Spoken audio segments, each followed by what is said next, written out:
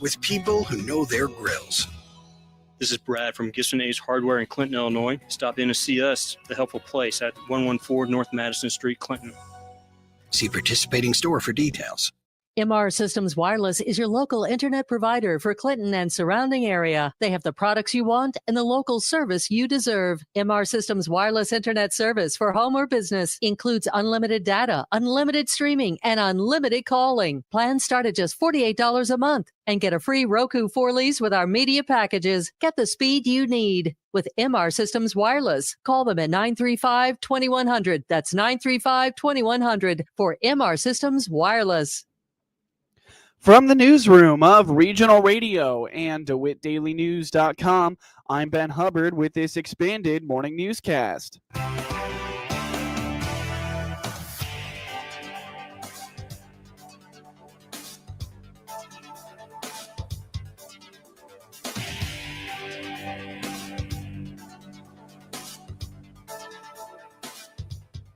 Good morning and thanks for being with us. I'm your host today, Ben Hubbard.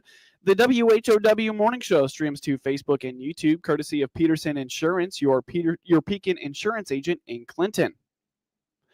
On August 12th, DeWitt County hosted a siting permit hearing for the Prairie Flat Solar Farm, which was ultimately denied. Joe Whitty, DeWitt County Board Chair, explains that after having some more time to review, the county got the chance for a do-over. At the August full board meeting, they had a motion to reconsider the denial of the siting permit for Prairie Flats, and it was approved in a 7-4 vote. Well, we had our first siting hearing, I think it was August 12th, Tuesday. That was for Prairie Flats, just kind of northeast of Clinton. You know, we completed that hearing in one night, heard all the evidence and everybody who wanted to speak in opposition, and we actually came up with a decision that evening, and the siting permit was denied. Last night, then you had a couple items on the agenda, and really what we were doing here was, I think as members of the board, after we came out of our session from August 12th, had some second thoughts. And so what we did last night was we had a couple of motions to reconsider. Essentially what that was doing is those who voted against the application the first time, one of them would have to bring forward a motion to reconsider, and we had a couple who were willing to do that. So yeah, last night was essentially a, for lack of better words, a do-over. The decision, the August 12th hearing for Prairie Flat. So originally it was denied on the 12th. Last night, based on, board members having a little bit more time to digest,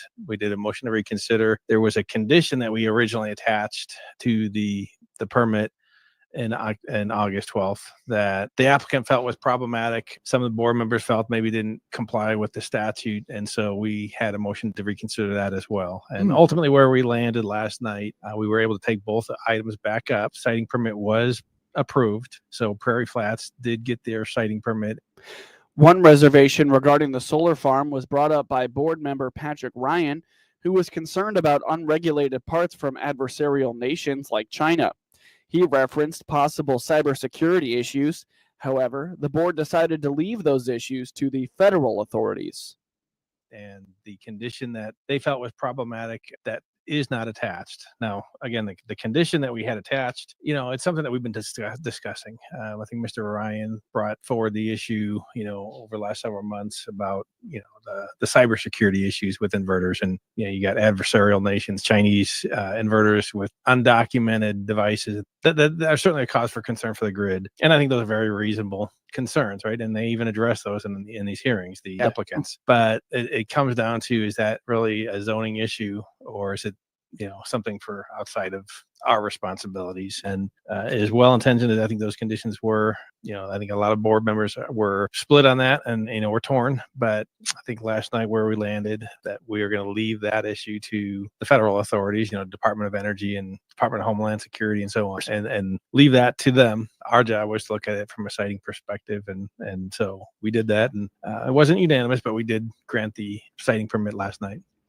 Whitty feels that the board did not do their due diligence when it came to outlining why the siting permit was denied, which could lead to a weak defense were the county to be sued. So that's where I felt we were potentially going to have some problems, is the siting hearing, as I've even mentioned with Seth, that's the place where the public can present their evidence. Yeah. And the applicant, it's their job to defend their application to demonstrate that it complies with the state statute and our local ordinance as well. And then those in opposition can present their evidence. And that's what we're supposed to consider. So where I felt the board maybe didn't do our due diligence was outlining where the application was deficient before we denied it. And so, if that were to be challenged in court, the court's going to go off of that transcript that is, the record that's created during the hearing. And I felt that we had a difficult position to defend because we didn't clearly elaborate where we felt that the application was deficient. So, I think that's part of what was reconsidered last night. Board members had, maybe didn't clearly elaborate where they felt the application was deficient. I know Mr. Carter made some comments last night where he felt it was, but ultimately, again, I think it passed last night. I want to say 7-4, 7 in favor, 4 against. So it's not easy, right? The county expects more solar applications to come in the near future, and Whitty says each one can be vastly different. A longtime food vendor is returning to this year's Farm Progress in Decatur. Caitlin Mellendorf, nutrition educator with the University of Illinois Extension, told Regional Radio that for more than a decade, the Extension has been serving food at Farm Progress as a fundraiser. Yeah, so this has been, well, at least as long as I've been here, so more than in this role, so more than a decade have we been one of the food tents at Farm Progress Show. And so for those 3 days of show, we are serving breakfast and lunch, and those monies that we collect as part of the food tent become a fundraiser for our 4-H youth programming. And so those things go into Macon County and provide resources and scholarships and other things that help 4-H youth that want to be members and do projects, and even actually for us staff, if we have special projects that we want to tap into, get some little mini grants, we can do that. And so this is a great thing. So we know that when people come out to the show, it's like a lot of big food events, right? The prices are a lot higher than you might if you just went to a restaurant or a grocery store. But I would like to remind people, it is a fundraiser. It's going to a good cause. And so your sandwich that, is, more than $10, that seems like a lot, and it definitely can be. But we appreciate that you're able to come out, enjoy the show, walk around, see all the equipment, talk to the different vendors, and then come grab a drink and a sandwich and some chips and some other foods to keep you going while you wander through the show. Mellendorf notes that some of the funds go towards special programs from the staff. She says it allows her to host classes or webinars for little or no cost to attendees. So this would be if I have an idea to teach a community class and maybe I don't have the funds available for that. Maybe it's something where I don't want to charge my participants any of that, $10 or $15 or $20 a person to attend the class.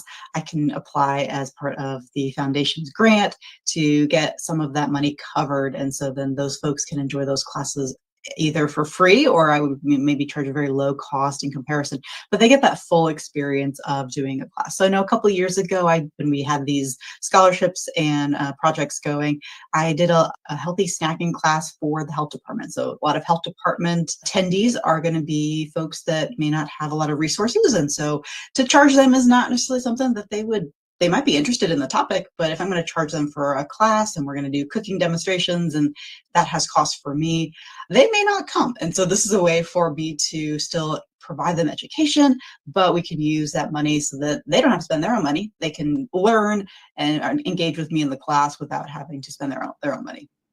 While the extension does not have much control over the food they serve, Mellendorf highlights their biscuits and gravy, which many Farm Progress attendees have come to enjoy.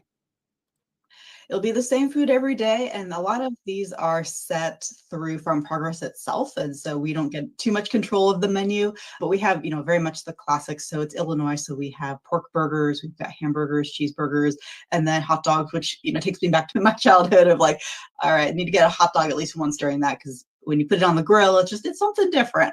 And then, of course, we're getting into fall, so we'll have apples available as well as the classic bags of chips and different mixes of drinks, sodas and juices and lemonades.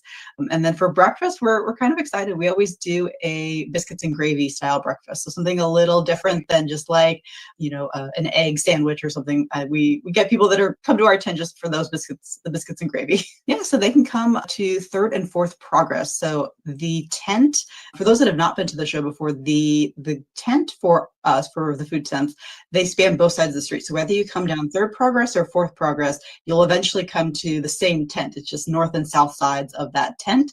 So come by Third and Fourth Progress. And again, we are one of a couple of food vendors on the property. So if you are nowhere near us, if you want to venture to us, well, of course, we're glad to have you. But do know that you don't have to walk all the way to us if you're maybe on the other side of the show. There's other food vendors that are also out there doing the same stuff that we are, right? They're fundraising and they're providing food, and they're there to, promote their organization and the good work that those groups are doing too.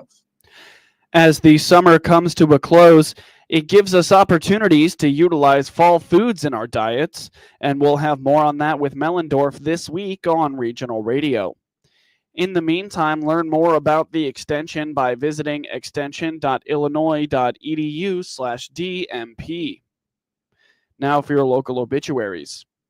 Bruce A. Mandrell, 63, of Clinton, passed away at 8:37 p.m. August 16th at his family residence in Clinton. No services are planned at this time. The family has entrusted Calvert Funeral Home in Clinton with cremation rights. Memorials may be directed to Second Chance Pet Adoption. Online condolences may be made at calvertmemorial.com. Get news anytime at DeWittDailyNews.com. Mr. Farmer, it doesn't matter what time of year it is. The fact remains downtime is lost time, productivity, and profit. And that's why AAK Mechanical in Clinton offers both welding, shop repair at their location, and mobile welding in your field. Bring your welding job to the shop just off Illinois Route 10 east of Clinton for repair. And if you're down in the field, keep this number handy.